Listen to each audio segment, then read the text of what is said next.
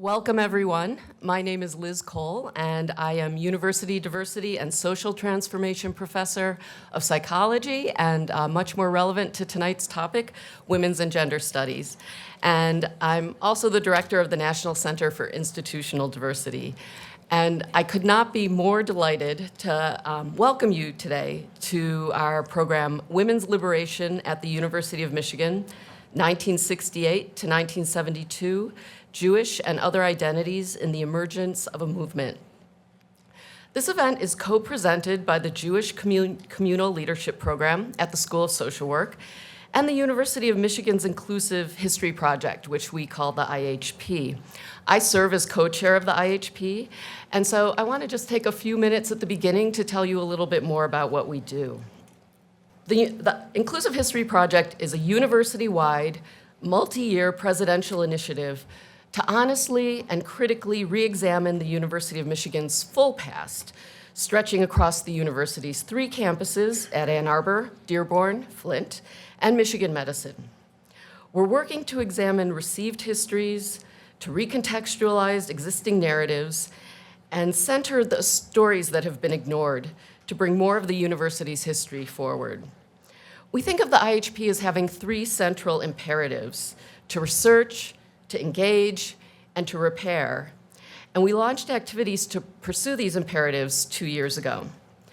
We now have 12 major research projects on the university's past underway, and there's over 80 people on the research teams for these projects, including faculty, staff, students, and our community partners. Together, we're working across disciplines, colleges, and schools, and all of our campuses to study and share more than 200 years of the university's history. We have projects underway on the first African-American woman to lead a campus of this university. Her name was Blenda Wilson, and she served as the chancellor of U of M Dearborn from 1988 to 1992. We're studying the origins of women's sports at U of M in the late 19th century, as well as the history of women athletes during the implementation of Title IX, and that's in a project called Beyond the Big House. We're examining construction at the U of M Flint campus in the midst of urban renewal. And in partnership with an ongoing project called Reconnect, Recollect here at U of M, we're exploring the deep and ongoing connections between U of M's collections in our museums and libraries and the Philippines. And that's just a taste of all the things that we're doing. Our event tonight is part of one of these research projects, and that project is called Outsiders, Insiders, Radicals, and Reformers, A History of Jews at the University of Michigan. And it's led by Dr. Carla Goldman and Dr. Deborah Dash Moore. This project traces the diverse experiences of Jewish students, faculty, and administrators at U of M, exploring their trajectories from outsiders to insiders, and sometimes back again, across much of the past 100 years. As we pursue these research projects across the projects I've told you about and many others, we work to engage people across our campuses and beyond them in learning about and learning from the university's history. And so we offer opportunities like this one to participate in and engage with the IHP, and we're so glad to welcome you here tonight. We're pursuing these research and engagement efforts to more deeply understand the continuing impact of the university's history on our present, and so that our work will lead to recommendations for actions to change U of M's future. We often say inclusive history for inclusive futures. So whether this is your first IHP program or whether you've attended events before, I want to welcome you. And we hope you'll visit our website, where you can find out a lot more about what we're doing, and you can sign up for our newsletter. Or you might consider attending others of our events to get a fuller sense of the really remarkable range of research, teaching, and public engagement efforts that the IHP is leading here on our campuses.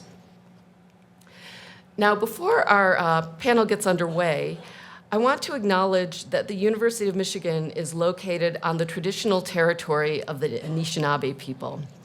In 1817, the Ojibwe, Odawa, and Potawatomi nations made the largest single land transfer to the University of Michigan. This was offered ceremonially through the treaty at the foot of the rapids, which is also known as the Treaty of Fort Meigs, so that, as it states in Article 16 of this important treaty, some of their children may be educated. Through these words of acknowledgement, their contemporary and ancestral ties to the land and their many contributions to this university are renewed and affirmed. Now, if you'd like to learn more about the history of Native American dispossession, the ceded treaty lands, and the transformation of indigenous land into university property that quite literally made the University of Michigan, the IHP's foundational 1817 project offers powerful new research on this history, and you can learn more about land acknowledgements generally and the research that we've engaged in the 1817 project through the QR code on that slide. And finally, I want to end by extending our gratitude to our partner in tonight's events, the Jewish Communal Leadership Program. And I want to thank our co-sponsors, the Women's and Gender Studies Program, and all the people who've helped work on these projects, including faculty, students, and staff. I also want to thank the Jean and Samuel Frankel Center for Judaic Studies, David W. Berlin Lecture Fund. So tonight, we turn to the rise of feminist activism at U of M in Ann Arbor from 1968 to 1972. We'll hear from pioneering activists about the emergence of feminist consciousness, the activism it sparked in Ann Arbor and on campus, and why Jewish students and faculty were so deeply involved in these efforts. Our moderator for this evening is Dr. Carla Goldman, who is Sol Drockler Professor of Social Work, Professor of Judaic Studies, and Director of the Jewish Communal Leadership Program, which is a collaborative effort between the School of Social Work, who are our hosts tonight, and the Frankel Center for Judaic Studies. So I want you to join me in please welcoming Dr. Goldman and also our panel of esteemed panelists.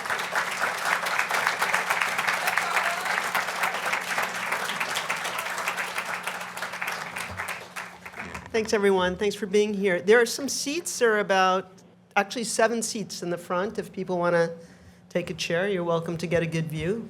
Just a few, no? So, but Megan, if people come in, you can send them down to the front. That'd be great. Yay, we're here. Thank you for being here. We've been looking forward to this, working very hard. Thank you, Liz. And thanks to the Inclusive History Project, Kennedy Clark and Jennifer Junkenmeyer-Kahn, who have worked on this really exhaustively and with a great deal of attention. We really appreciate it. And especially to Christina Reamer, who has really dealt with so many of the, yes, please, of the Jewish Communal Leadership Program. So we're very grateful to have people with such care and detail to attention to be able to make something like this possible. I'm not going to say too much right now. Apart from we've been looking forward to this quite a bit. You have your programs. We have a wonderful group of former Michigan activists and current activists, of course, and thinkers and human beings that we've been learning from all day. We've been working them very hard. But it's been quite wonderful. So they're each going to start with a sort of a short talk about their experience while they were at Michigan, and then we're going to have a shared conversation and time for questions at the end. And we're going to start with Raina Rep.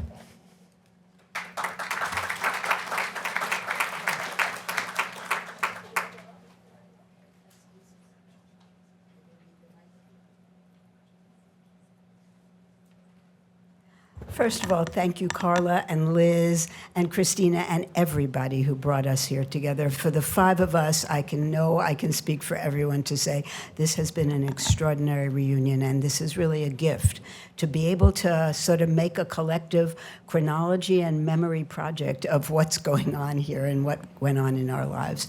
So let me begin at the beginning. I'm speaking first because I came to Ann Arbor as a freshman in August of 1964. I had spent the summer of 64 in Paris, having saved all my babysitting money to go learn French with a dear friend, and was there when the U.S. bombed the Bay of Tonkin. And I understood as an 18-year-old that we were inheriting a French colonial war. So I was also a red diaper baby, which the gray hairs in this audience will understand, but you young ones will not. I was raised by parents who had been members of the Communist Party USA, and I was pre-programmed for political action. I therefore worked on the Diag, serving coffee at the World Historic First Teach-In on Vietnam here, and I worked in civil rights and went in the spring of 1965 with 3 of my college roommates. We went south and were in Montgomery when they were trying to cross the bridge to get back to Montgomery, and we were part of that whole process. So civil rights and anti-war built into my bones as an undergraduate, and I then stayed on for graduate work here, 68 till 73, and in the summer of 68, I'm not sure if this is an apocryphal story or real, we went to, I know the conference was real, we went to a conference in Chicago called New University Conference, heard Heather Booth and Nancy Hollander give a spirited critique of what it meant for women to be part of the so-called meritocracy and how we would never get ahead in the system, got their organizing instructions, came home, and started some of the first consciousness-raising CR groups. We met in the Methodist Church. They gave us a basement room down on State Street, and every Wednesday night, Beth Schneider's name was on the posters that were all over town, and it just said, women, if you're dissatisfied with your life, want to learn about consciousness-raising, come to this meeting. And they did, and we organized consciousness-raising groups, and we learned so many things about our own lives and about what women were barred from doing and what we had to learn to do for ourselves, and how we had to have the voice to criticize our male partners and housemates, and all of that was tremendously important in what we were doing.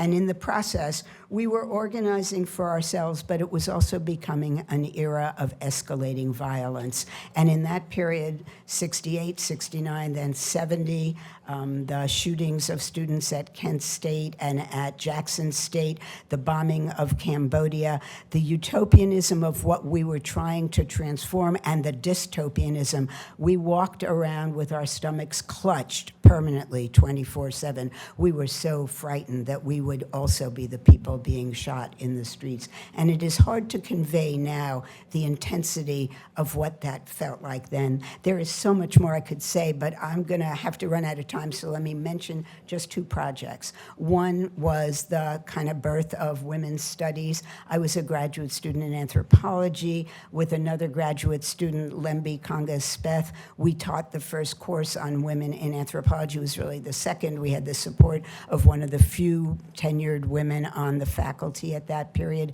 And from that came a whole series of essays and seminars and papers, of which Gail Rubin, as an undergraduate, wrote what became the beginning of the Traffic in Women, the pièce de résistance, the center of the book I would go on to edit, called Toward an Anthropology of Women.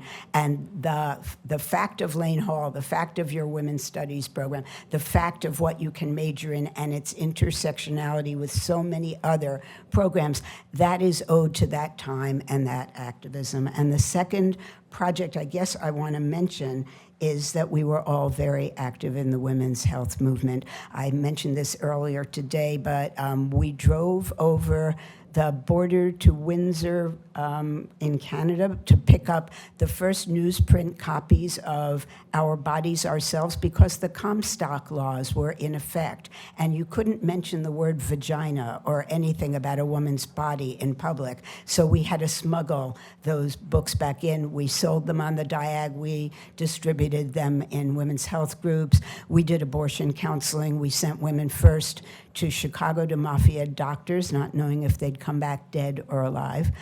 Later, when New York legalized before Roe v. Wade, we sent them to New York. Ellie will talk about maybe sending people to Detroit as well. Abortion and birth control were central issues. And of course, that's work we all have to do all over again, given what's going on right now. I guess I just want to emphasize that these were both utopian and dystopian projects, and on the utopian side, women's studies and the women's health movement, we wanted the women who worked in the kitchen, the secretaries, everybody who was in the working population that kept the university going, we wanted them in the classrooms with us. We wanted collaboratively to discover why women were oppressed and why we needed to change the situation of 50% of the human population. Turning to the Jewish part of things, no, not much. Growing up on the Jewish left, I was culturally very Jewish, but had never been inside a synagogue until boys in my class got bar mitzvahed at 13. But I will say this, we all knew that violence could erupt at any time, and if they could come for black people, they could come for us as well. So there was no way to separate out that sense of political identity and the kind of dystopian pressure we felt to end the war in Vietnam as though every life depended on it. And I think I'll stop there.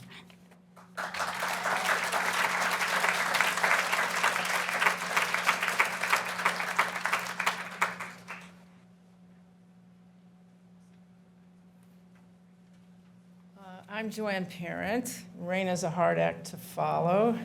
I was a student here from 1966 to 1969, at really the height of the anti-Vietnam War protests and movement.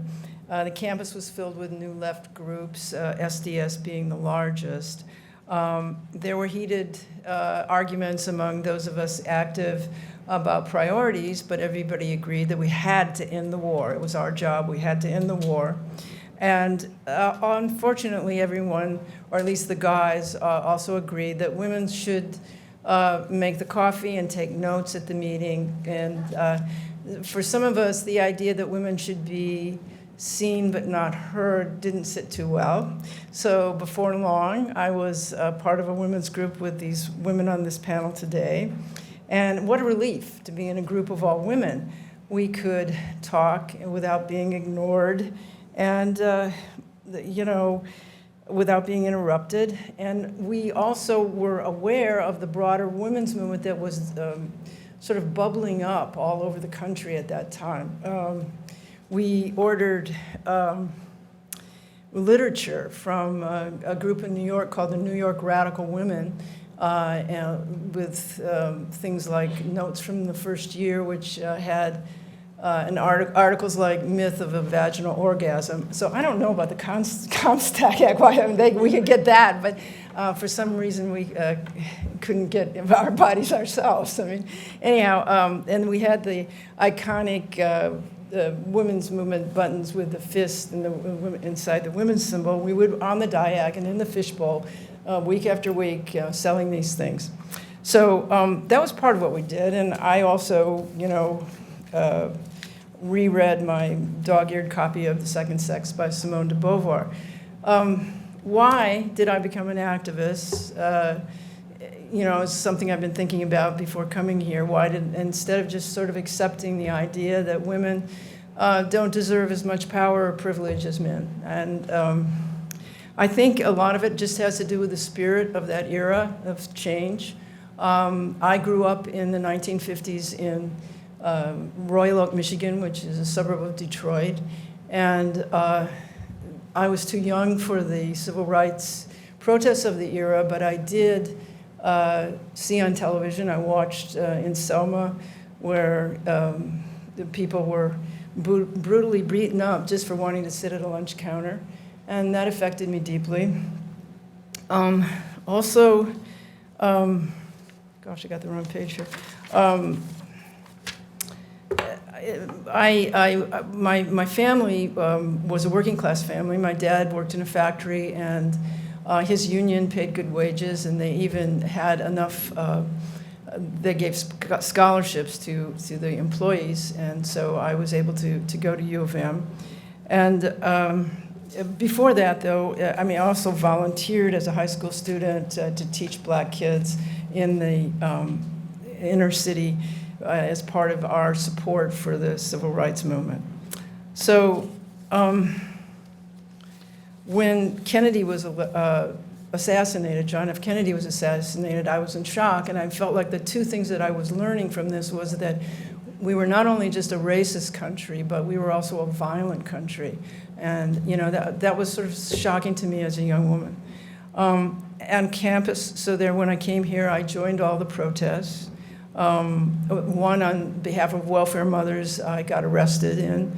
But soon I also had a battle of my own, which you may have heard about, because I think it's part of this history project, was that women then all had hours in our dorms, but the men did not. And I wanted to go, I was a film buff, I wanted to see this trilogy movie, the Apu trilogy. And I couldn't, see those 3 movies with getting back on time for the curfew, which was 11 p.m. So I decided to, buck the system and do it anyhow. And I got punished. I had to be in for the next 3 weekends at 6 p.m. But I decided to appeal it to a disciplinary committee of students. And I thought, they'll understand. This isn't fair. All the men could stay out as late as they wanted, but the women couldn't. But it didn't make any difference. I still got my punishment. I studied hard then. I think a lot of the students here, it's like, how did you ask us questions like, how did you do it? How did you do all this activism, but still also study? But somehow we did. We were like crazy. We were just running around all the time. But I became sort of frustrated, and a lot of us did, because it didn't seem like the government was listening to us. The war wasn't ending. More people were going to Vietnam. Students I went to high school with were dying. They also refused to, the administration refused to stop. We were wanting the administration to stop funding research for things like napalm and military recruitment on campus. We fought against that. And that wasn't happening, nothing changed there. And then it got worse. Martin Luther King was gunned down, and then 2 months later, Robert Kennedy was assassinated, running on an anti-war platform. And this was devastating, and it made a lot of us feel at that time that we couldn't trust the system, that the only way that change was going to take place was if there was a revolution. And some of the SDS people at that time formed what was called the Weather Underground, some of you may know about, and it was in favor of sort of using violence, that there had to be an uprising with people of color and workers and students, and to change. That was the only way change could happen in this violent country. But what really alienated me at the time from the left that I had been a part of was that we got a lot of criticism as we got involved more and more in the women's movement. And we were told that we were bourgeois and we were selfish, that we didn't care enough about other issues. And I thought that it was very ironic that coming from a working class background, I was now suddenly bourgeois because I was a feminist activist. So I moved back to Detroit. I left school and I moved back to Detroit, and I became very active in the women's movement back in Detroit. My consciousness raising group wrote a paper that was shared a lot then, called the Fourth World Manifesto, about the need for an independent women's movement. And I got involved with an organization called the Women's Liberation Coalition of Michigan, and we did a lot of great things. We wrote a stop rape handbook that was sent around. We did, just like Raina, we sent women mostly to New York then, because New York had opened up for abortions. And we started the first feminist credit union in the country in Detroit, because women then could not get credit in their own name. So most of the women that I worked with in the Women's Liberation Coalition of Michigan also had come from civil rights activism. There was Black Women's Caucus, and from anti-war protests. But there were also a lot of women who came from groups like NOW, women that my former SDS colleagues would have looked down on as middle-class liberals. But I realized that many of these women had been fighting for women's rights from before I was in high school. And I also, it made me realize that when we focus on what we have in common as activists, instead of our differences, instead of just our differences, that we can accomplish a lot. And we did accomplish a lot in those days. And looking back, it was a great honor to have been part of that women's liberation movement that started for me 59 years ago here in Ann Arbor. Thank you.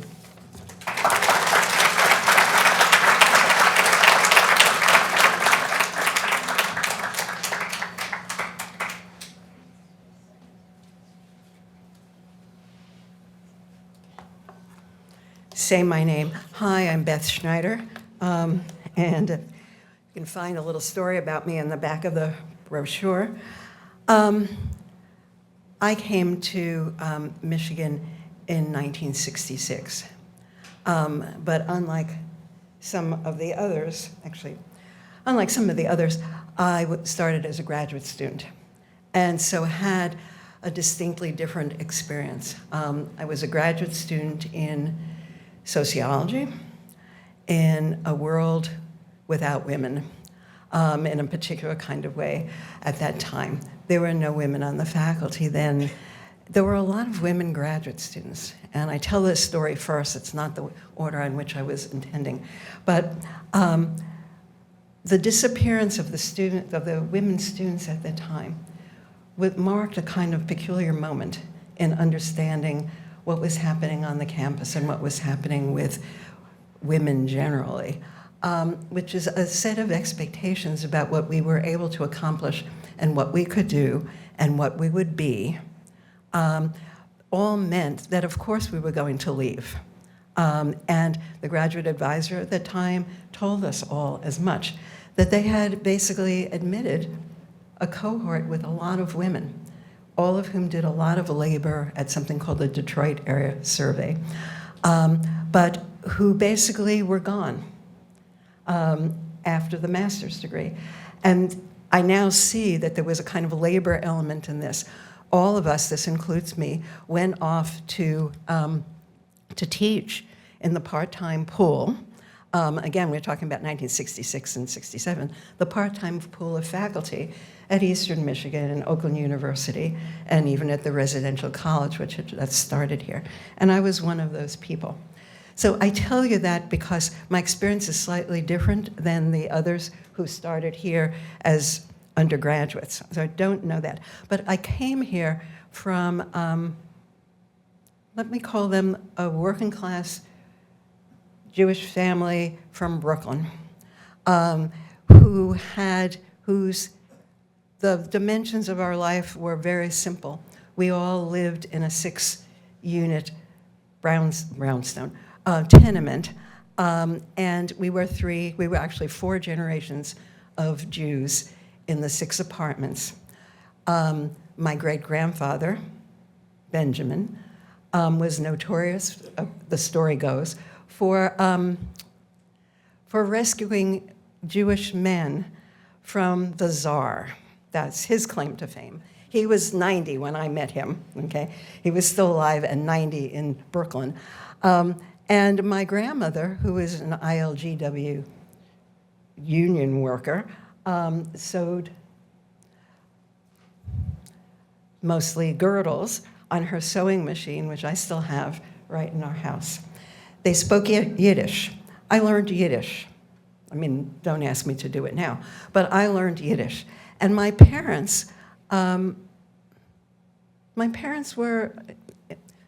not from the old Communist Party. They were too young for that affiliation. But they were very active and very interested in what had happened during the Holocaust and what had happened to the Jews, and they were worrying about anti-Semitism. And it was there. It was in the atmosphere, from my point of view, as somebody who would be a union person and a union supporter, and those were healthy unions, the Butchers' Workmen's Union and the ILGWU. And so I learned, I was predisposed, I like to think, about justice and racism particularly, and class. And so when I came to sociology here, I wondered a lot about sort of where I fit, okay? And found my way, after the 2 years of being a graduate student, not only teaching at Eastern Michigan and so on, but found my way to a campus that was embroiled in political activity. Before there was women's liberation. I mean, really embroiled. All this Black power and Black liberation business, and of course SDS, which had come before, and I went to everything because I had gone to a commuter college. I had not gone to a very fancy place, and I was dying for the excitement of a place where there was a lot going on. And sometime in the end of the first year, the story I'm going to tell quickly, in the end of the first year, I came upon Ann Arbor draft resistance and fell in love with a guy in Ann Arbor draft resistance and proceeded to, on the one hand, do all this work for Ann Arbor draft resistance that had to do with counseling, organizing protests at the draft board, being supportive to my guy as well as others.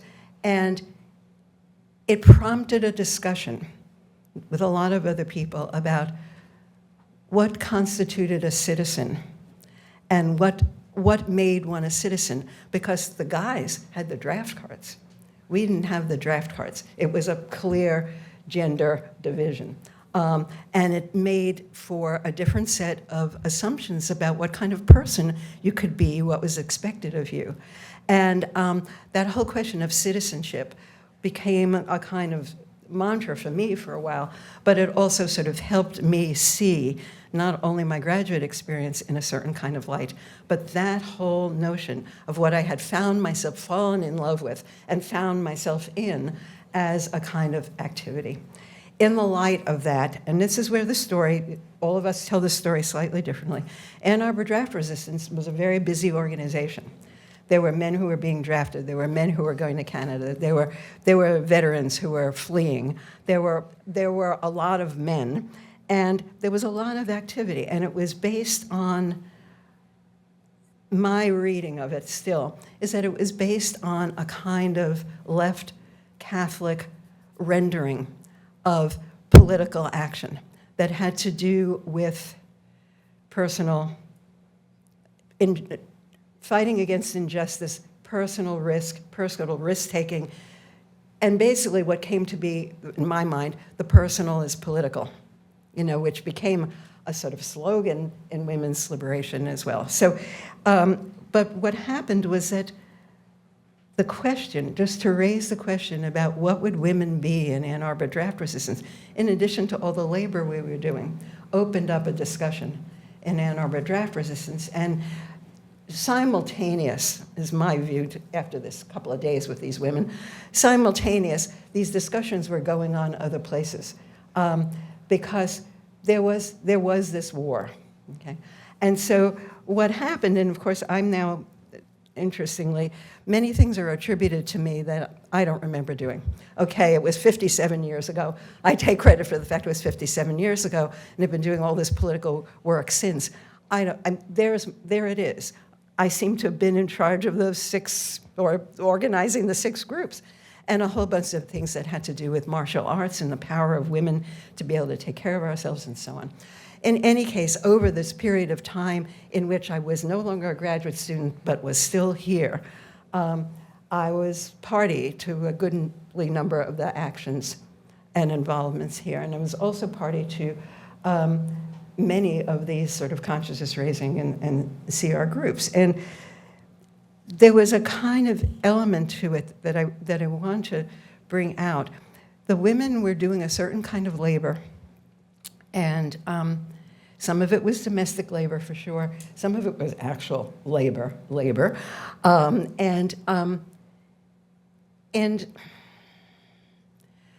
we didn't spend much time for a while thinking about how we would actually work with each other, how we would care for each other, because we were busy caring for these men, many of whom were really important relationships, and opening up the consciousness raising groups in which rape and sexual violence and abortion and birth control and all these discussions, including monogamy and so on, raised questions that were only vaguely answered at the time in Ann Arbor Women's Liberation, which had to do with how we got along with women and how to avoid the competitiveness of what was truly a commercial competitiveness about women.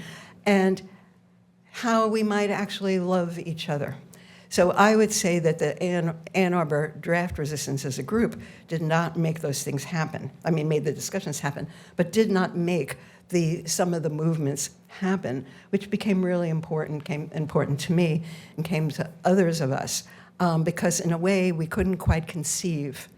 And this is partly a college town thing. We couldn't partly conceive of what women loving each other would be in some other context, right? There were women in all kinds of groups in cities, Buffalo and LA and New York City and elsewhere, who were organized, who were supporting each other, who were loving each other.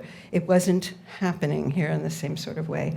And some of those discussions got shortchanged because we were involved with these men.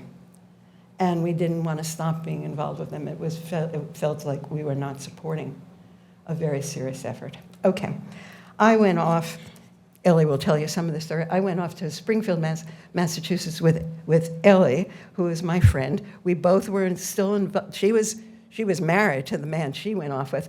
I was not married to the man I went off with. And what happened to me? I get there. We thought we loved Springfield, Massachusetts, and we did come to love Springfield, Massachusetts. It was so different than Ann Arbor. Ellie started health work right away. I found myself in a town that had an Air Force base. It was only 1971, and there were all these bombings of Cambodia and Laos in that time. And so my first act in my non-college environment was to be the civilian organizer of a project at the Air Force Base. We had a coffee house. We had, I didn't bring it with me, so we had newsletters, and most of the people who worked for the project were women, partly, and they were Air Force women. They were Air Force women, but they were taken so less seriously, and yet had the problem. They would talk about being thought of as either whores or lesbians. And so there was a lot of discussion right away in that context. And so just to say, from my experience here, it was a kind of opening up to have those discussions in a way that hadn't been happened quite in the same way here. That's my experience of it. So I eventually went back to graduate school. Some of the story, at least the academic stories, on the brochure, and I leave this thinking a lot about how much the relationships we build with people are part of a political process and a necessary political process. And without building those relationships, we don't get very far. On the other hand, sometimes they can be barriers to new steps forward and new kinds of action. So I leave you with that for the moment, and we can talk more about it if you want to. Thank you.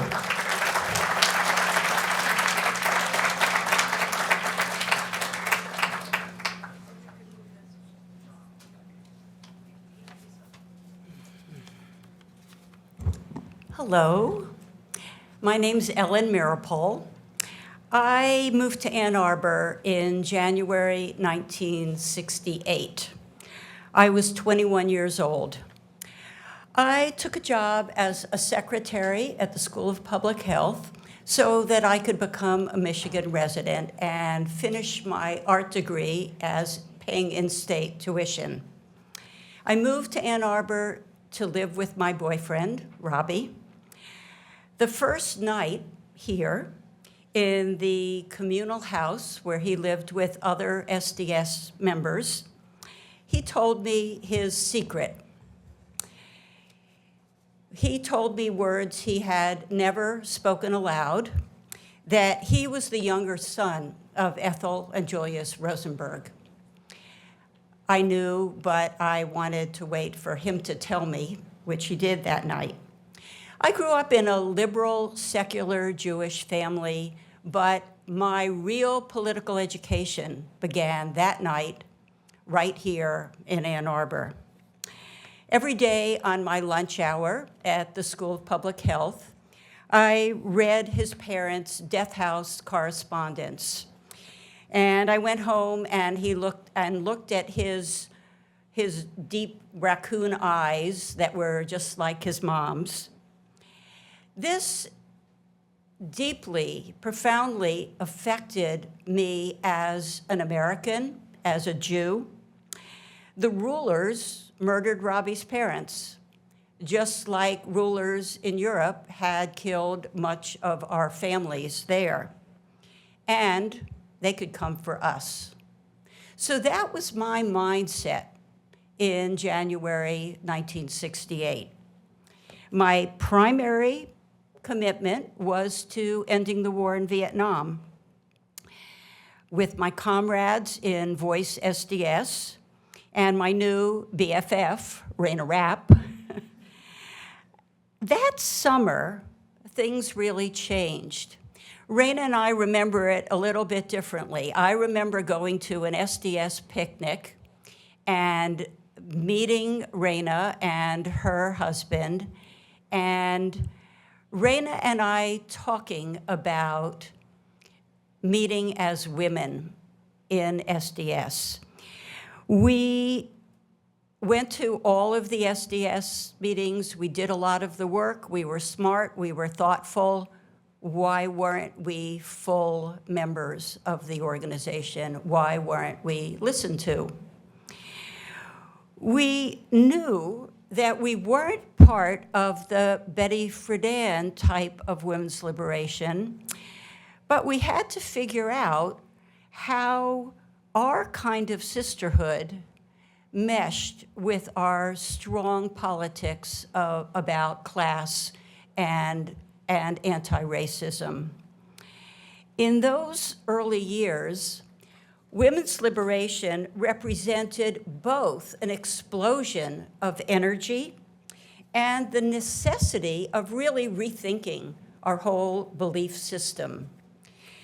We tried to balance the need to educate ourselves and other women with consciousness-raising groups and teach-ins, with a need to make a real difference in women's lives, which meant, programs on rape prevention, access to birth control and abortion, childcare, economic inequalities.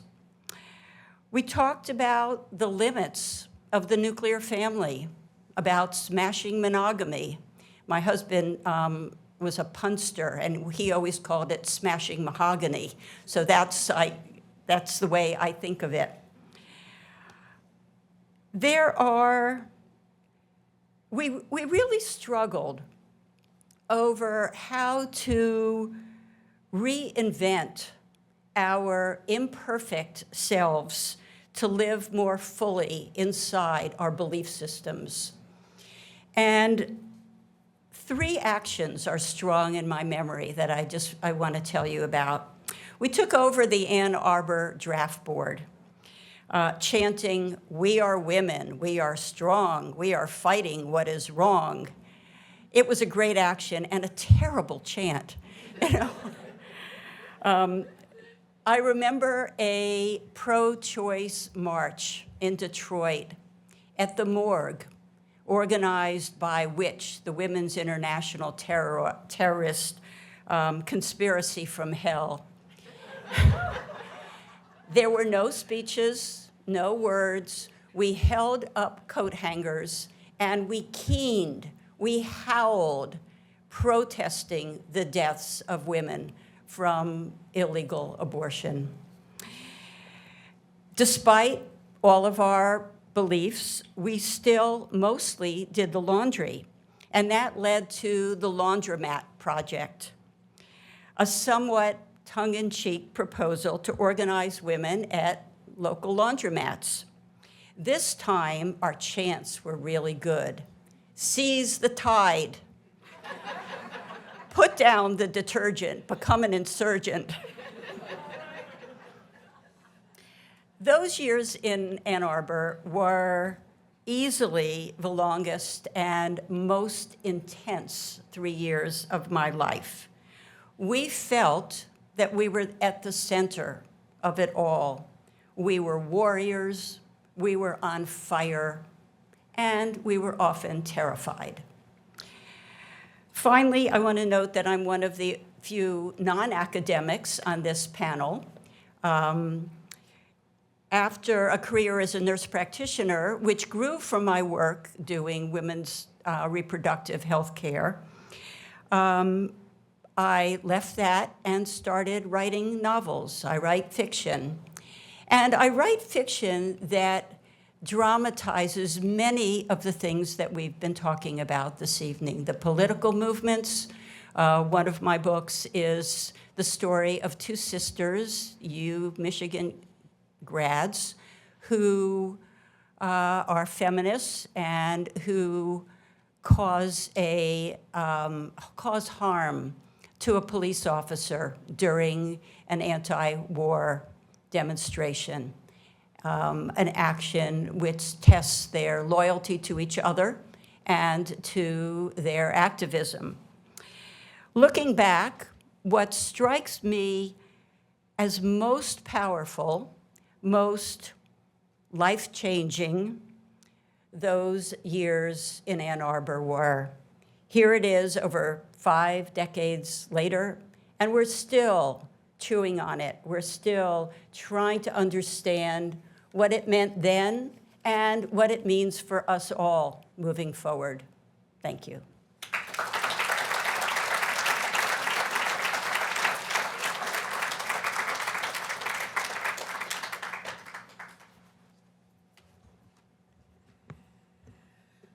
My name is Gail Rubin, and I first came to Michigan also, like Joanne, in 1966 as an undergraduate.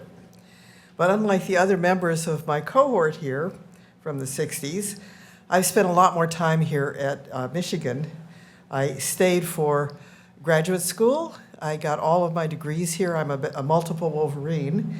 And then eventually I came back to join the faculty. So I've been here a lot, although not consistently. I'm now teaching a class here in the fabulous Inclusive History Project, which I think is really a wonderful initiative on the history of women at Michigan. And one of the things I've learned in teaching this class is that at any given time and place, there is so much that none of us know, even about the times and places we're in. Our knowledge is limited. And as I'm reading back the books and the articles written from time I was here and things I was involved in, I'm learning so much about what else was going on. We don't really even know what we don't know until we find out about it. So that's one lesson I've been learning in teaching this class.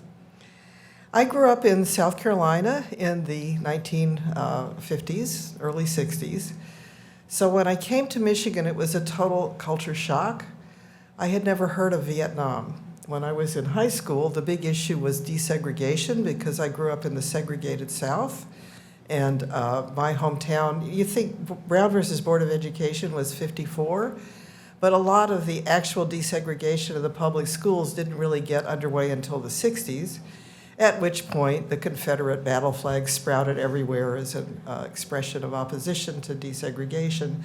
And that framed my junior high and high school experience. I'd never heard of Vietnam, so I came here. This was the year after the first teach-in. That was 65, I think. And that was the big issue.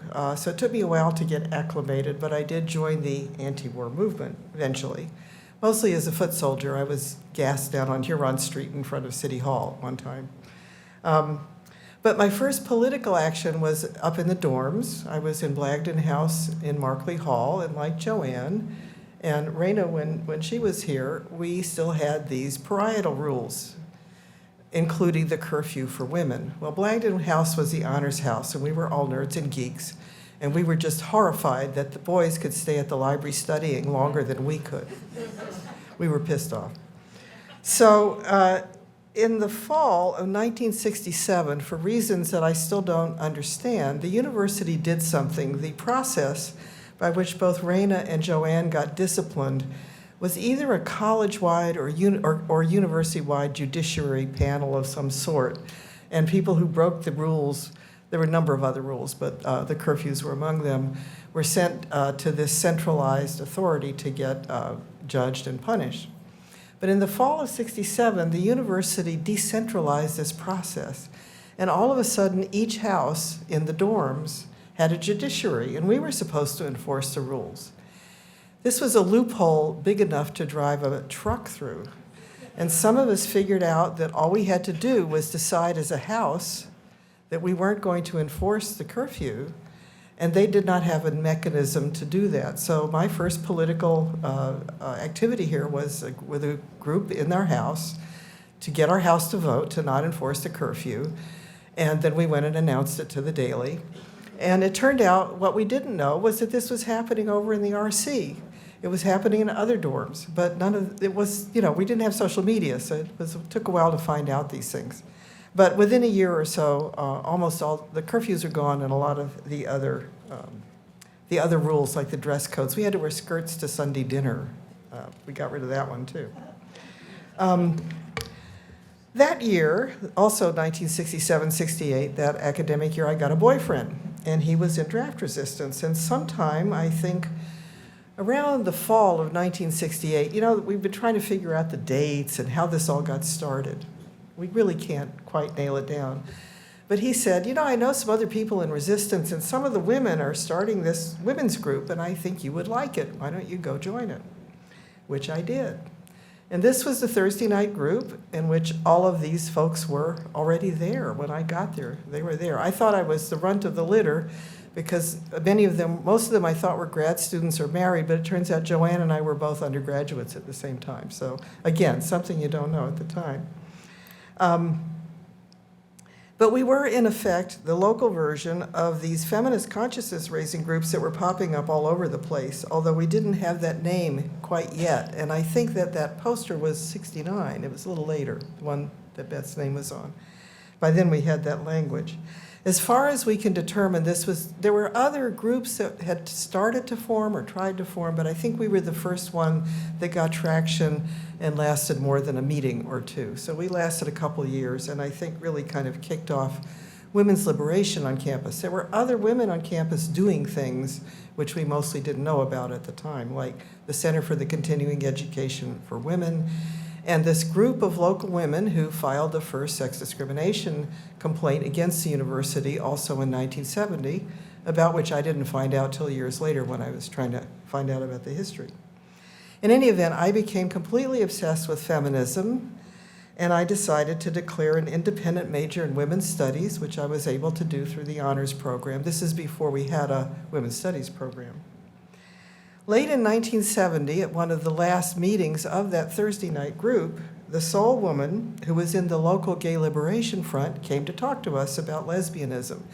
The Gay Liberation Front at that time was about a half a dozen guys who ran around in dresses, and there was this one lesbian, so she came to our group.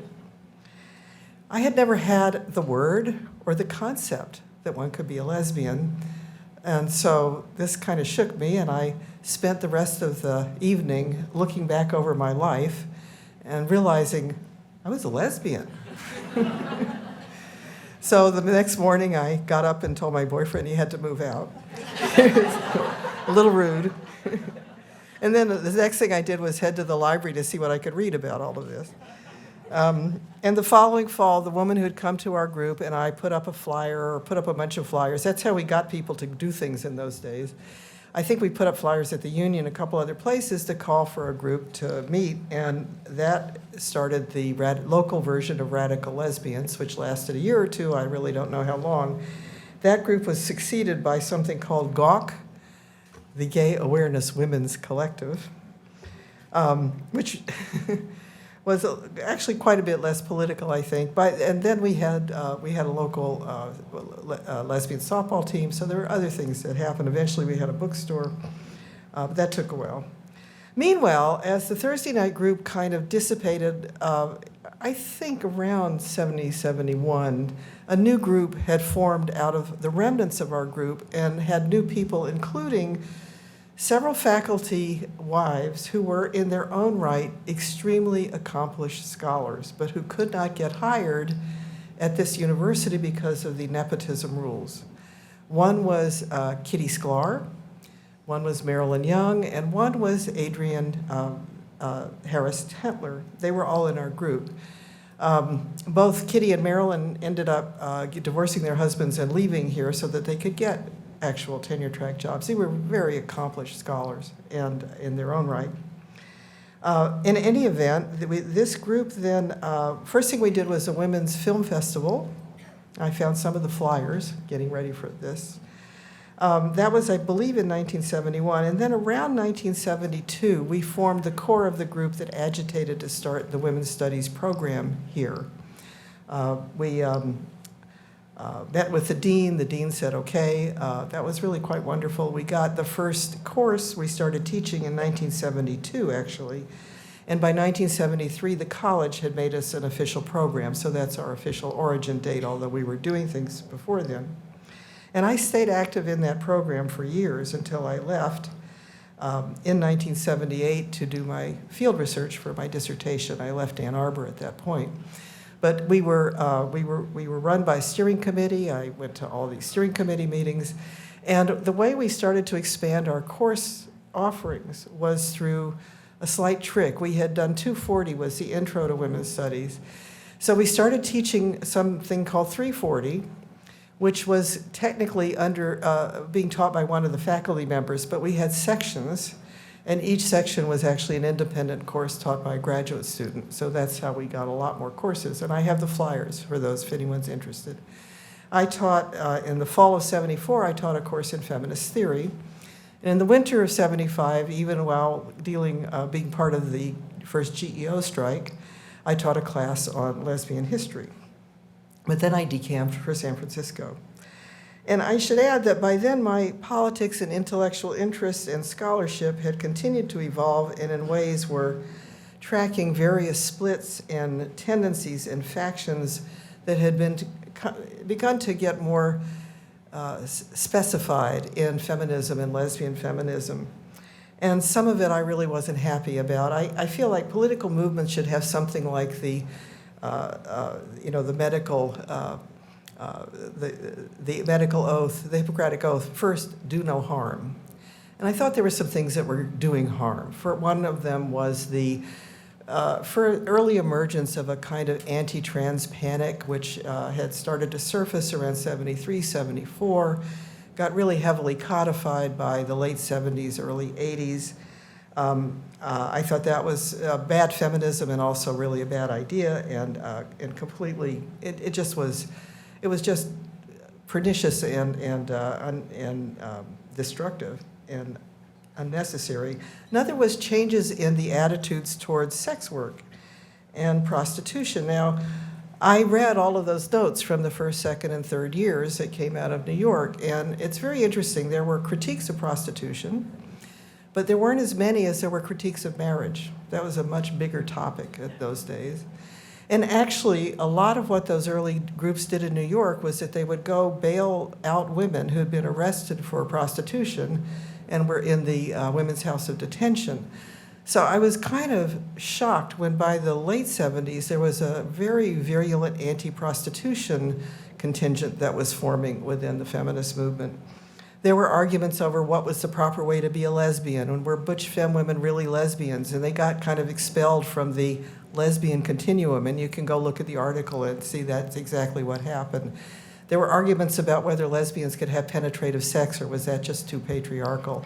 There were arguments about kinky sex, and was that just too patriarchal?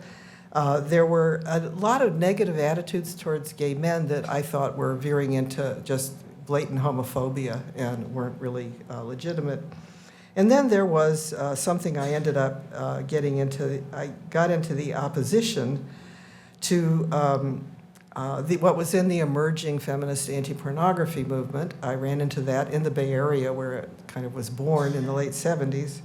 And I thought immediately that it was not only conceptually incoherent, empirically weak, and politically extremely dangerous, and just it was really not a good idea. So I kind of became persona non grata among many of the places where I had lived for the previous decade. And actually, these fights got to be so nasty that some people who wanted to discredit me said that I had repudiated my early feminism. I never repudiated feminism. I just added new things to it and tried to do it in a way I thought was better politics. Anyway, I finally got my PhD, and I spent about a decade in the Bay Area doing temporary adjunct teaching jobs, and one of my colleagues at Berkeley calls this the lumpen professoriate. I spent about a decade doing that. And I couldn't get a tenure track job in California, and in 2003, this university lost their minds and hired me, and I lost my mind and came back to this weather, which I have always hated. But, you know, I wanted to just say a couple things. First of all, my experiences in that Thursday night group was formative. It completely shaped my life. And these women sitting here tonight were so precious to me, so wonderful. It was one of those experiences that it just turns you to a different path. And we just had wonderful conversations, and it shaped my life, my interests, my passions, and of course my scholarship. I'm very grateful to them and the times that we shared. But I also want to say something about this institution, the University of Michigan. Now, I have been sitting in the offices of various administrators over my time here. My signature is on the first GEO contract because I was on the bargaining committee. So I've had my conflicts and my disagreements with this place. But I got to say, this is a wonderful institution. It's a precious institution. It should be protected, appreciated, and preserved, especially in these times. And it's made possible things like the Women's Studies Women's and Gender Studies, all kinds of wonderful scholarship, all kinds of wonderful social initiatives, the Inclusive History Project, the bicentennial celebrations. I run out of things to talk about because there have really been so many. And I really think that it's an institution that has made a lot of great things possible, and we need to remember that, especially in these times. So I will simply end this by saying, go blue. Thank you.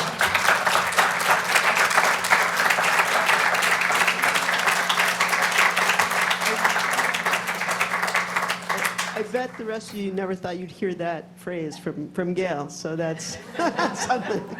Yes. Yes, it's on. Can you hear me? Yeah. So we don't have too much time for sort of this part of it. I want to get to a few things before we open it up for questions. So one of our goals, we have a few goals with bringing you all together to hear about your experiences as you've shared.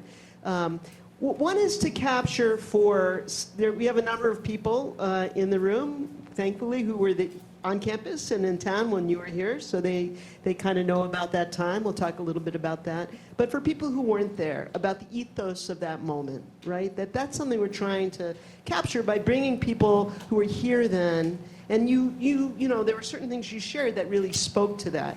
But I think in some of the oral histories we did this morning, you know, there's one thing of describing these very heady times, these very exciting moments. And then this afternoon, there was a question about pushback.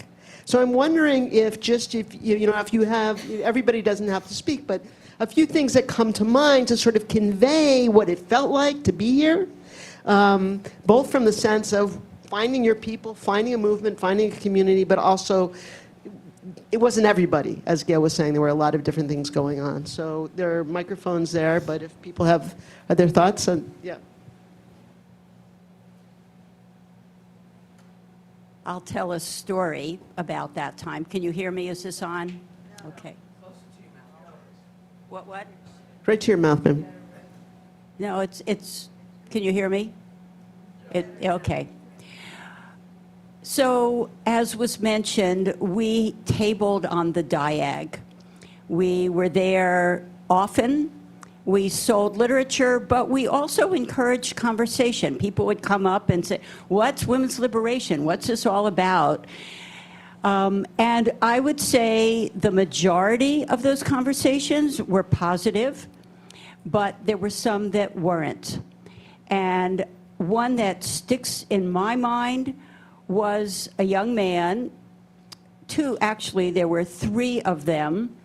They were wearing sports jackets, and they looked like jocks. And one man looked at me and he said, "There is an awful lot of cunt around here." I was speechless and I didn't know how to respond, so I punched him.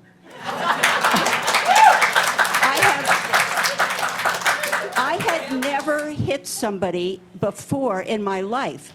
It was a totally unexpected and not me kind of response. But I didn't know what to do. I was so angry, and he was so offensive. The word was offensive, and his tone was offensive. Well, he hit me back, and he hit me hard, and it hurt. And the next day, I signed up for a karate class. Thank you. Can someone tell, like, sort of one moment maybe in the Thursday night group? Because what you were doing was, like, happening at so many levels of challenging yourself in community, like, seeing new things. I think that was sort of the part of those conversations that you were describing, like new lenses or certain blocks coming off, and just sort of what that felt like to be in this space at that time. I don't know, can you hear me? Speak right into it. Okay. One thing I remember is having a discussion with people in the Thursday night group with the women who were faculty wives or a little bit older about when they decided to have children and how they decided to have children and how they're going to balance that. And one by one, everybody said, we didn't decide, we just got pregnant. And that was an immense shock. And at the same time, there was another graduate student in anthropology who said to me, look, Raina, you can either be somebody or you can be somebody's mother. And that sense of the crisis of what it means to either back into motherhood or choose motherhood was so much a part of all the reproductive rights and reproductive health movement in which we were all engaged. It's like it was all cooking together at the same time. So I'm not even sure what was reaction and what was reaction to reaction, but it was consciousness in a really kind of very centered way of having to make your way in the world as a woman and want to be effective in the world as a woman and get work done as a woman and still have to think about the question of reproduction. I just wanted to say one more thing about the pushback. I mean, it was, what the hardest part for me was a sense of betrayal from the guys in the New Left and the SDS and so forth that we had worked with for so long, supporting in their anti-draft in Vietnam, to say, you know, that we were sort of women's livers. It wasn't just the guys in the suits with, you know, that were the jocks, but it was also the guys that we really liked and that we had worked with.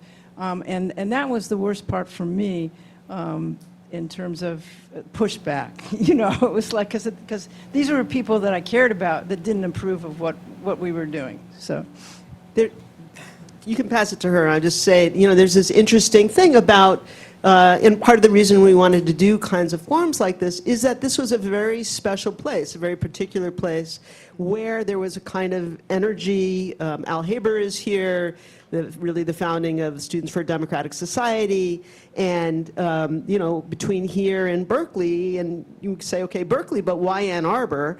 And you know, it gets to your question a little bit, Gail, where as a, you know, experienced rabble-rouser, let's say, you know, we asked this question, was it despite the institution or because of the institution? Just now you were maybe suggesting both, and I just, if people had brief thoughts about that. This was, first of all, the administration wasn't happy with the anti-war protesters, but nobody got shot here.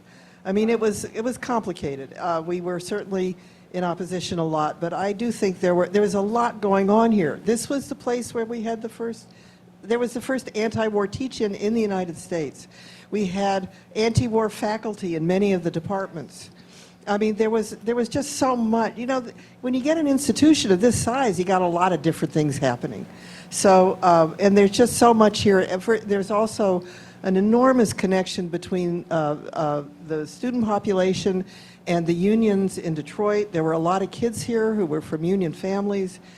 There was a lot going on here. I was going to say something about our group, though. You know, for me, there was a way in which if you were a female student here, especially in undergrad, but I think this was true even going up the ranks into the faculty, such as there were were hardly any faculty, women on the faculty. I mean, there were just a handful. But, you know, you just got blown off a lot. You didn't, I think one of the things I loved about this group was that we all got our voice. We got confidence in being able to think and tell people what we thought, and we were listened to, and there was real communication around it. And the other thing is that about the place here at the time, and this wasn't just Michigan, this was nationwide, the society was going through an enormous sea change. I mean, the long 1950s were crumbling. So a lot of the cultural mores, the social mores, the sexual mores, the political culture, it was all in flux. And so part of what was happening here for us was that there was this thing called the movement, which in retrospect was very hard to define. Part of it was the anti-war movement, part of it was the women's movement, part of it was the cultural movement, it was the hippies, it was health food, it was vegetarianism, it was macrobiotic, I mean, it was bell-bottoms and long hair on men. There was a lot going on, and this was such a contrast to what had been the world that most of us had grown up in. But there was a sense that we were all in this thing and that we were part of something. And that's what I don't think is not quite the same now. It just doesn't, I don't have that feeling. Right.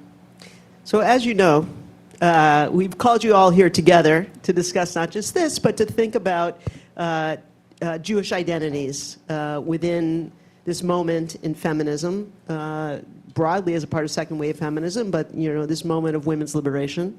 4 out of 5 of this group is Jewish, which is sort of reflective of a lot of feminist spaces and women's liberation spaces at this time.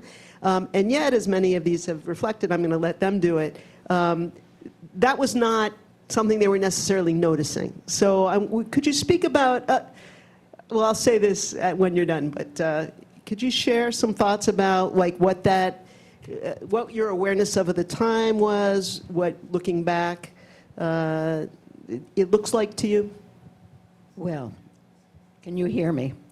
Okay. I will speak for myself, but now I think I can speak for the others as well. We were not aware in a certain kind of way. We were not aware of ourselves as Jews. We all had, the 4 of us, had lots to say about Jews and the backgrounds we did have and learned from. But what we also learned was a kind of story that was very focused on labor unionism, was very focused on social justice and the repression of the Rosenbergs and then other people during the 1950s. And we may have thought about anti-Semitism, but we weren't coming in 1967 and 68 to these movements as Jews. And over the course of the days here with Carla, it's become clear in talking about this that what we sort of took for granted was the fact that we were Jews. And what we didn't have was a kind of similar institutional support system around the kind of Jews we were, which were basically secular Jews. And so it became hard to even imagine the marriage of the secular Judaism, the sort of non-religious, non-institutional Judaism, with what was the Martin Luther King approach or the Catholic left's approach, which was very straight up and out front and was spoken about all the time. So there was a dearth of leadership that might have recognized the kind of Jews we were, even without talking about Jews. Interesting commentary for this time, Right. actually. Yeah. Yeah. Do you want to? Anybody else want to Yeah. jump in Why don't on you this? just go down, Ellie. Why don't you? Yeah. Yeah. You have something to say. Let me just add that it wasn't until years later, looking back on that time, that I realized that almost all of my close friends in the women's movement were Jewish. And that was sort of an aha moment. I was unaware of it at the time. We had so many other things we were focusing on, and that just wasn't one.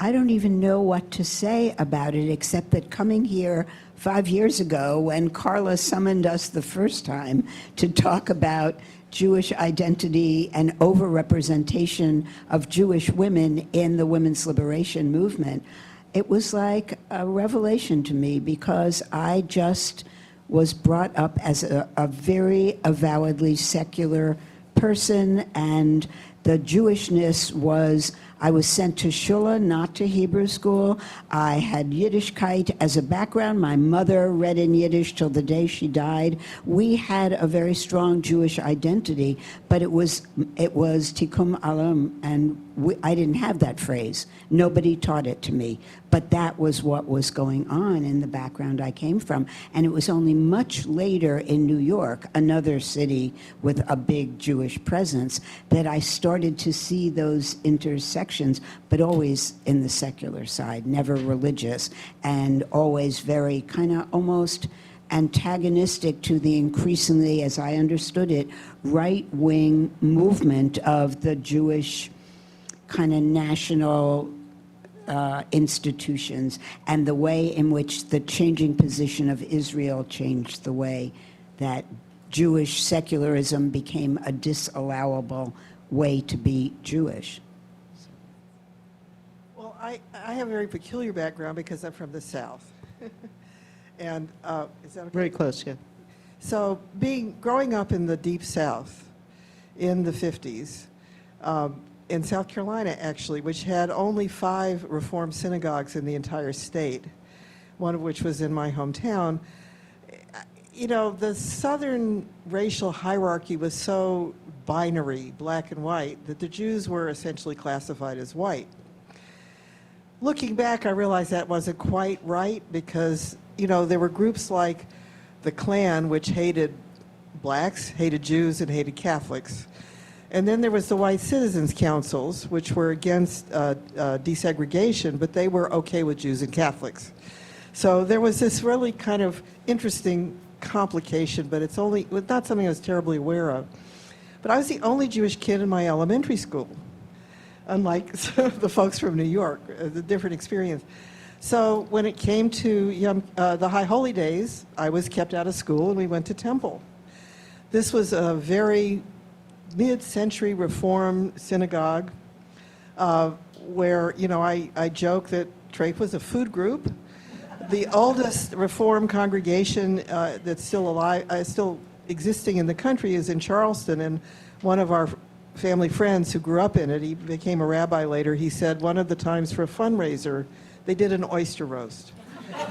That tells you a lot about this kind of Jewishness. So I didn't think of it much when we didn't really think about it at the time. Looking back, what I am realizing is that the Reform movement of that era, which was sending the materials to my little temple, like the prayer book and the stuff we read in Sunday school, in our confirmation class, we didn't have bar mitzvahs, was very progressive. And I said earlier today, like one of the texts that we had the year of confirmation was about the lives of the great Jewish socialists, the union organizers, including the International Ladies Garment Workers Union. We memorized the Emma Lazarus poem that's on the Statue of Liberty. And the prayer book, I think we got a message that social justice was our job. But it was not an explicit message. It was just something that I picked up. I didn't think about it until I was talking to Carla and had to think about what this Okay, is. so here you've heard that I've invited a lot of people into this kind of conversation, and in fact, this is what we want to convey, right? Because more than just Raina has said to me, oh, well, that had nothing to do with anything that I did there. To realize that part of the ethos of that time, part of an era of whiteness for Jews, was to be able to go to a place like the University of Michigan in the 1960s and not show up as a Jew, show up for the revolution in this sort of more unmarked way. And that was a very Jewish thing to do at that time. Yeah, and my right? dad, by contrast, he went to medical school when there were quotas. Right. Well, So there were still, that was a believe whole- there were still quotas in the early 1960s, and that's a whole nother story of our inclusive history project.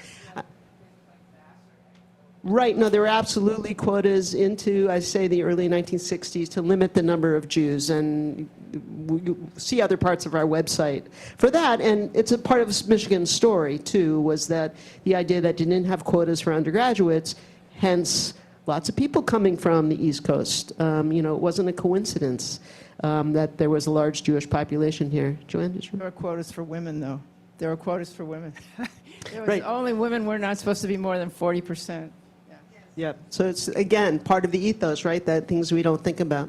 I'm going to ask one more question. I'm going to show something, and then we'll move to some questions. So if we can just address this quickly.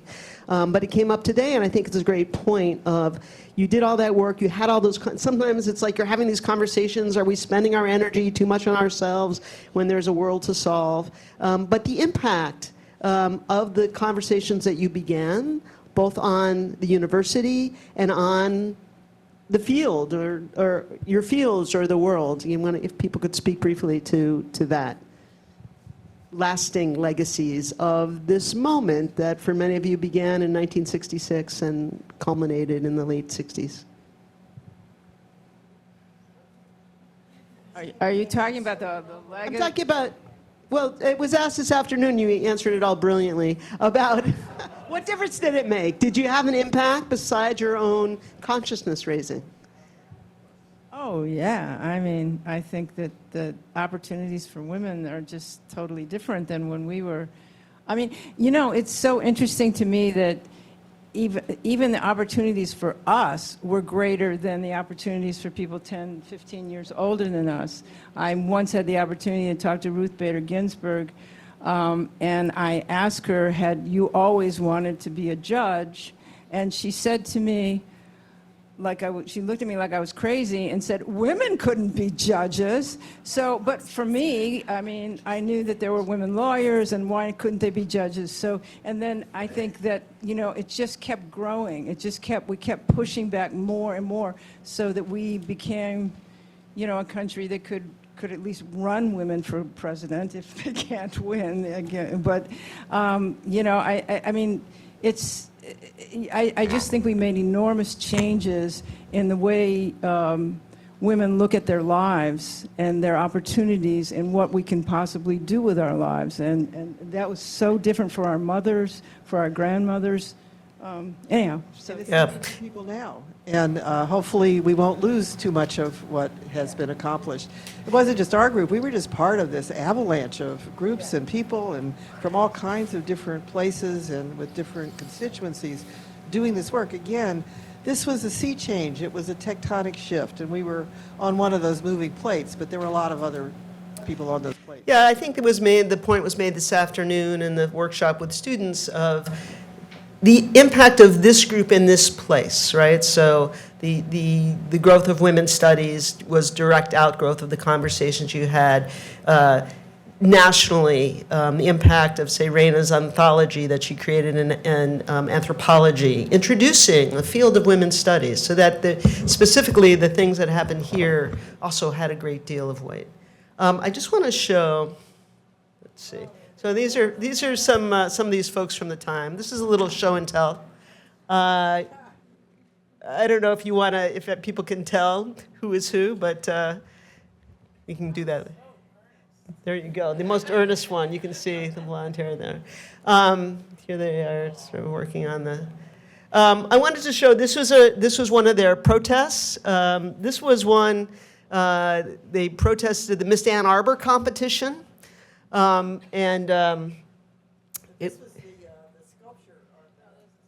Well, this is they're talking about having that you're going to play. This is like in advance. We're going to have this demonstration, and here are folks already protesting. You want to describe what you're protesting, Gail? Yeah. Anyway, they were also before they had already protested some of these sculptures and the ways that they represented women. This was the more standard sort of anti-draft resistance, why women should be involved in it, not the favorite of this group, this argument. I just wanted to show that there were other things going on at this time. This is the exact same time, so there was sort of, this is more sort of progressive Jewish observance, not again for this group, but an experimental creative Seder. This is also in 1969. This was about that protest, again, in March 1969. You can go to the Michigan Daily Archives, and then there's also the Argus, which is not online, but documents a lot of this. This is by Arlene Weiss, who was in the room, objecting to, this was also happening at the very same time. So it's the same month of the anti-Miss Ann Arbor protests. The Michigan Daily decides to introduce a fashion page, which, as is pointed out by Arlene Weiss, who is here, that it's really that you're objectifying women. I think you made the point that others were hoping to burn the Michigan Daily down, but you chose to write an article. It wasn't these folks, I think. This is another one, the Ann Arbor look in fashion, and it's all about how women should look. I also wanted to show this. Here is the School of Public Health faculty in 1970. You might notice one outlier. Irene Butter, who's also here. We're very honored to have her here. Right, so this is also the ethos of the time. Okay, that's my show and tell a little bit. And we'd like to open the floor to questions. Morgan? Oh, no, you don't want to ask a question. Who wants to ask a question? Yes, we go. Either way. I can ask more questions, but... And please introduce yourself. So this isn't a question, it's a comment. I must have been in one of your Thursday night groups.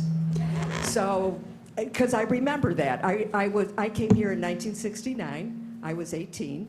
I probably hit your group when I was 19.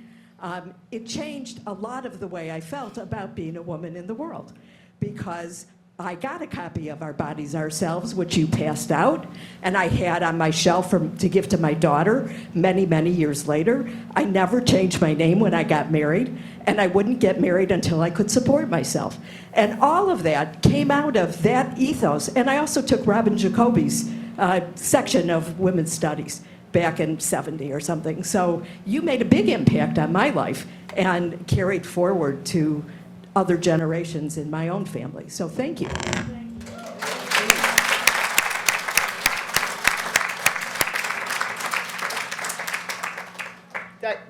Morgan?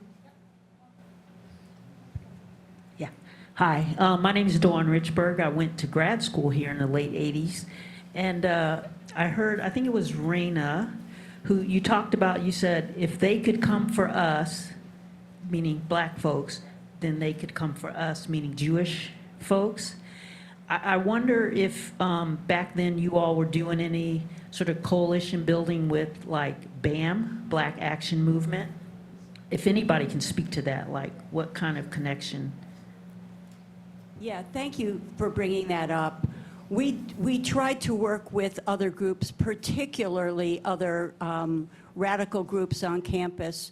Women's Liberation had a seat on the steering committee for the BAM strike. It was 13 days in March of 1970. It was an incredibly powerful time, and we were part of it. You know, those steering committee meetings were held every night after all of the day's events and protests, and were strategy. I was the representative to the steering committee. I mostly kept my mouth shut and listened and learned. It was an incredibly important strike. It was successful in that the administration promised 10% enrollment of African American students and scholarships and stuff to go along with that. They did not come through. But they did make a promise. So yeah, we were involved with that. Anybody else want to comment on that dynamic? Yeah. So David, show him here, it's right there. Yeah. Well, thanks for all your comments, and I just, my comment was going to be similar to yours. Stand up, David. Okay. My name's David Shum. I was an undergraduate here starting in '69. So I was surprised also not to hear you talk about the BAM strike, because that was, in addition to the anti-war movement and other issues, the Black Action Movement was so significant in that year and beyond. And then later on, because I returned to Michigan, there was a critique of, as the Women's Studies Department began, that it was from women of color saying the women's studies and the women's liberation movement has been about white women. And so and others had been excluded. So I just wonder if you could speak to that a little bit. Well, most of these folks weren't here. I mean, many of us who were here were involved in the BAM strike as supporters, as being out, and doing that for that period of time. But Closer to the mic. What? Anyway, yeah, these things are tough. But about women's studies, I mean, women's studies has over its history become very, very diverse in terms of color and background. But one of the things that bugs me is that it's very easy to take something like that institution and give it and judge it by a different standard than the rest of the university. Frankly, the university was white, especially the faculty, and it took a long. I mean, the Center for the Education of Women did all of this data collection on both color and gender and the representation of those groups on the faculty. And as late as the 90s, they were still fairly minimal. So that's been a process for the entire university. I think Women's and Gender Studies did a pretty great job on that. So yeah, there's a time when, one of the problems on all of these progressive movements is that we tend to be more critical of the people we're next to and know the best, rather than really being critical of the systems and the structures that produce these effects everywhere, including in these progressive movements. And I would just add a friendly amendment to say that, yes, BAM was tremendously important, and it succeeded, and in the way that Ellie was describing, it also failed because the university failed in its commitment. But it was the origins of African American studies here on campus as well, and that is a tremendous process and a victory. But also the movements, various movements and the coalitions we built were changing. There was Black power. There was an absolutely necessity to assume Black leadership and stop the white leadership that had been so much part of the support of certain aspects of civil rights. And for some of us, that meant that we worked in a group called PAR, People Against Racism, which was a white group whose whole focus was to stop racism among white people. And we organized in churches and in basements in Detroit and in the suburbs. I mean, there was a whole other level of anti-racist work that was going on. And it just all took a long time. I mean, I was on the early board when I went to New York after Michigan for feminist studies.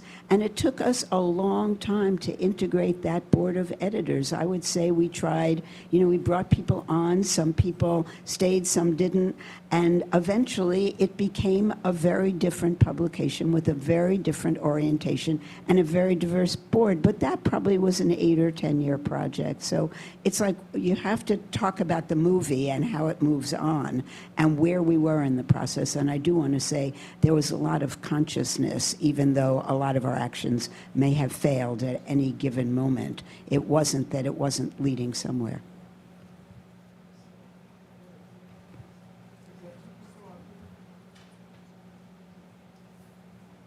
Thank you. I'd like to share a really inspiring story about the BAM strike. I came to the university in '69 to attend graduate school and became a feminist activist and leader in Ann Arbor. And while I was in grad school, I needed to work to pay my tuition, so I went to work for the university hospital. And at the time of the BAM strike, it was really important for the Black workers at the hospital to be part of the boycott. In fact, I think they were a critical population that was necessary to shut down the university. So the day before the strike, the head of the hospital went on the PA system to every room and told us as employees that if we supported the BAM strike and wouldn't come in for work, we would be fired. And so I thought about it and I supported this strike. And I said to my boss, I worked directly for the head of the dietetic internship program.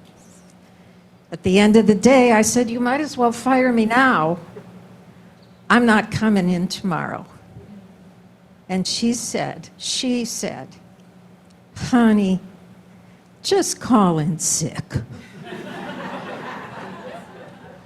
I'm Belita Cowan. Many of you know me. I founded and published her self-newspaper, which was Ann Arbor's feminist newspaper. I founded Advocates for Medical Information to challenge the Student Health Service when they were giving out a cancer-causing drug to female students as a morning after pill, and got that stopped. And I founded the National Women's Health Network out of my work in women's health care here. I hope we can continue to get together.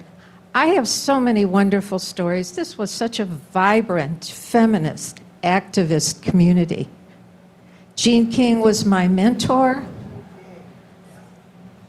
and she asked me to be a plaintiff in her groundbreaking lawsuits, and we made a lot of good trouble.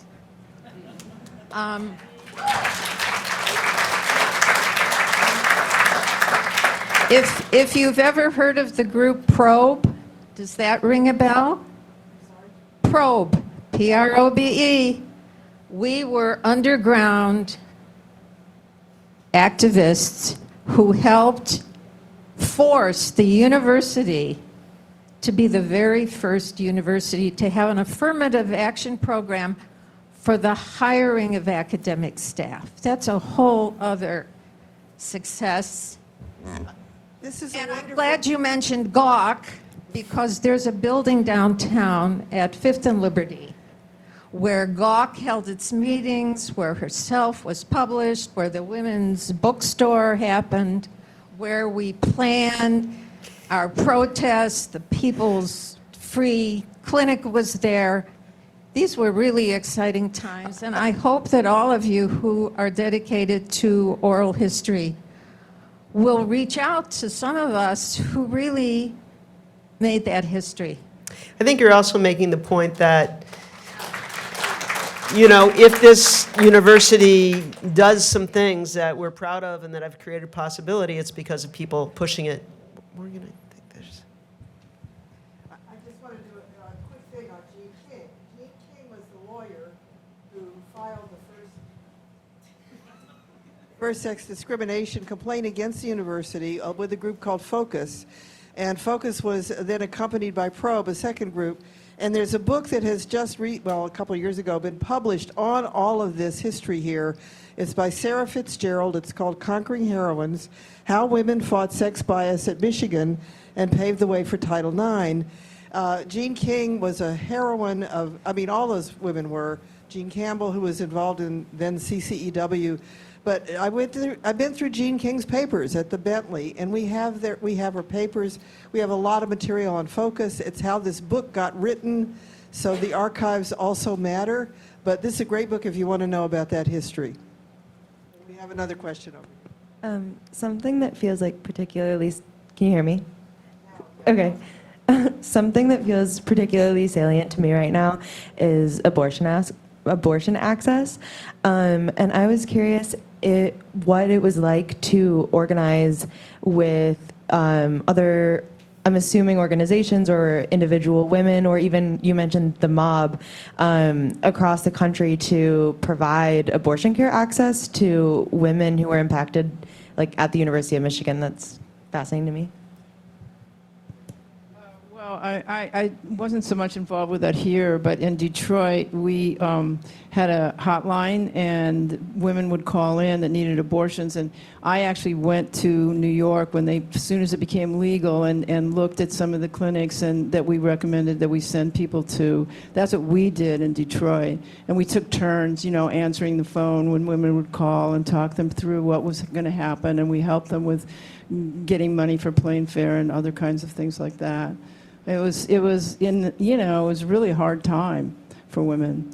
And I learned, like, right across the street from where I was living in Detroit, I went to this community health clinic, and I had like some sort of problem on my neck or something, and this guy, I realized, he did illegal abortions, the guy that went. So, I mean, it was all over the place then.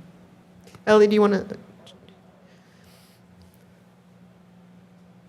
Yeah, there was an underground network, and women knew that they had our phone numbers, and they would call, and we collected the names and phone numbers of doctors who would perform the procedure, and we drove women and waited in there. They were the ones I was personally involved with. Were in motels, in various towns around the area, suburbs of Detroit, primarily. We drove people, we waited in the parking lot for them, we drove them home, we checked in on them afterwards. It was really terrifying work because we couldn't vouch for these physicians. It wasn't like there was any quality control at all. So it was really frightening. In hindsight, I wish that we had gone the route of the women who organized around this in Chicago, the Jane Collective. They taught themselves to do simple extraction procedures. If we had had social media back then, we might have known about that and been able to do it, but we didn't, and we sort of did what we could. I continued doing the work after I moved to Massachusetts, and it was a lot easier there because we could drive women to New York once it was legal there, and we knew that they were getting good care. It was still illegal for us to do that, crossing state lines, etc., but it was safe. I didn't realize it was illegal. I mean, I thought that we could like openly publish, call us if you need to get an abortion. Because we were sending people out of state. Was that illegal to send people out of state? No, until Roe v. Wade, it was all illegal. Right. Wow. Just learning now. That's good. Okay, we have two more questions, one here and then one here, and then we'll do them both and then have answers, and then I have a wrap-up question. I'm Alan Haber, and I was an organizer for the SDS. I actually left Ann Arbor before this group got itself together. I left in the summer of 1967. And I've been in the movement for 71 years. And I have to say that I'm very appreciative for this discussion. And actually, this is the first time in my movement history that a group of women have gotten together to describe to the community and to men how women organize and how you get together and what the spirit is.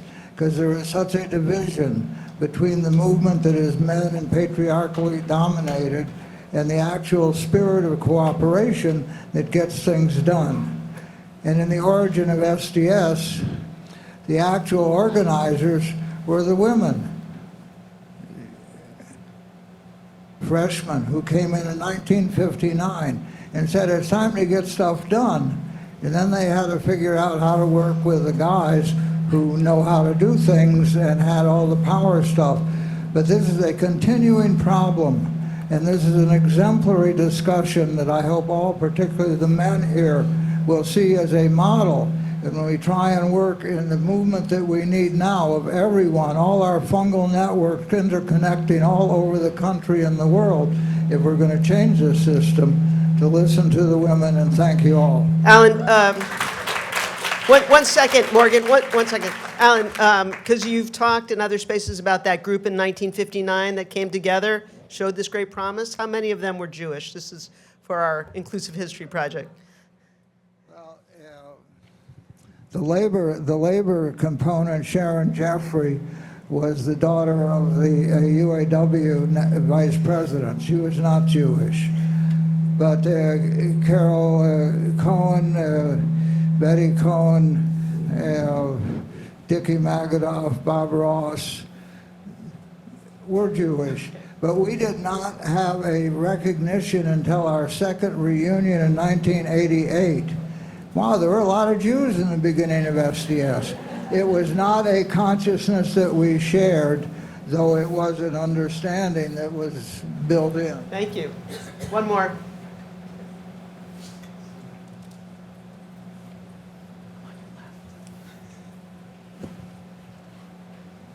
Hi, I wrote this down. This is for, I think, particularly Beth Snyder. You were talking about the CR movements you were a part of, and I think that you said the group you were in felt really good for about 3 years. And you said, we didn't talk about how we would work with each other, how we would care for each other.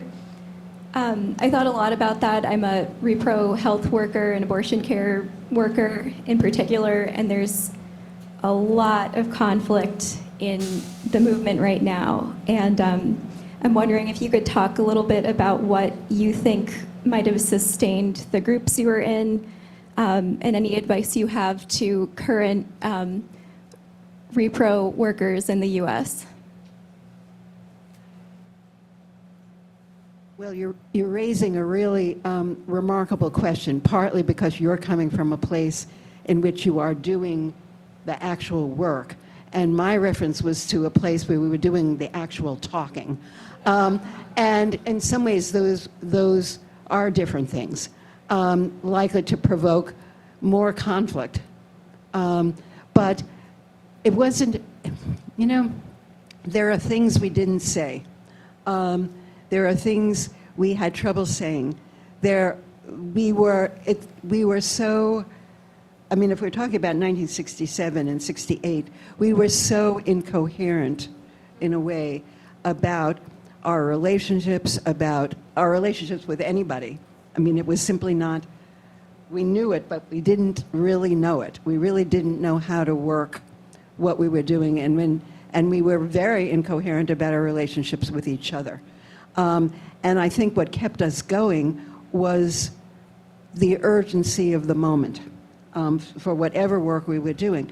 So I don't have a great answer to you about the question. It's almost like you want to get us in there to sort of work out your problems right now, because you don't. If there really is a recognition that there's conflict now, you want to get it sorted out because you're doing really important work. And if that means dragging in somebody who, not us, but dragging in somebody who did this work or who does this work or who does this work on the campus, do it. Because it's too important to have a long-term conflict about. And I think questions about trust and who you trust and who you say what to are crucially important right now, maybe more so than ever, because it's real easy for word to get around in a way that it wasn't so easy for word to get around in 1967 and 68. I would say that some of us were completely dumb about certain things. And I mean that, this is a question that goes back to the man over here. We have these beautiful posters, really magnificent posters, which some of you may have seen, of Vietnamese women with guns on their shoulders. And these were our heroes. And then there were all these posters of black women with their arms raised and their fists raised. And they were sort of models, but we never talked to these women for a very long time. And so there were models and elements of, and the work that some did, particularly in the health realm, really was work that spoke to the needs and of women who were poor, of all races, and some of these things were not so clearly articulated. Let's just say you're opening up questions about the nature of gender, the nature of society, the nature of the family, the nature of. So it's not surprising that you didn't figure it all out in those 3 years, right? Like I think that. Right. What I take from this is the urgency of we need to, right, and the expectation that we should. And so you weren't dumb. No, you were. Well, there are times when we were silent. And I think that, I think now, poor Gail when she came out, there was a lot of silence. I don't think we were the smartest people at all about issues that had to do with sexuality and our own sexuality. I'll speak for myself. So I think there are kinds of ways in which some things were inarticulable. And also note, a number of you have spoken about the fear, right? That was also present around lots of things. If they can come for anyone, they can come for us. And they have, in fact, come for us. And so, to sort of factor that into, what people have the courage for at a certain time, right? And this is another moment of great urgency. Yeah. In many ways it feels, it didn't feel less urgent at the time, but my feeling now is that it's more urgent than it was then. So, it's that time. It's that time. So maybe we'll end with that, in that, at a moment of urgency, I hope we've made the point that actually it can feel like, how can we make a difference? We're struggling, we're trying to figure this stuff out.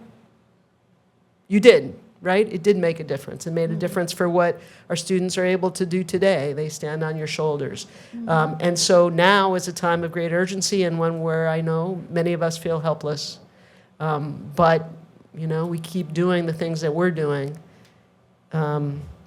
that feel like, even if it's figuring it out between ourselves, that it's going to add to something greater. I welcome any final comments. I was going to ask you, I think we've run out of time, but if you want to, and some of you already did, to sort of talk about just the impact of that moment, of those years, on sort of what you've done since. Is that too much? It's too much. Say a lot. We heard it. Well, great. Okay, thank you, everybody.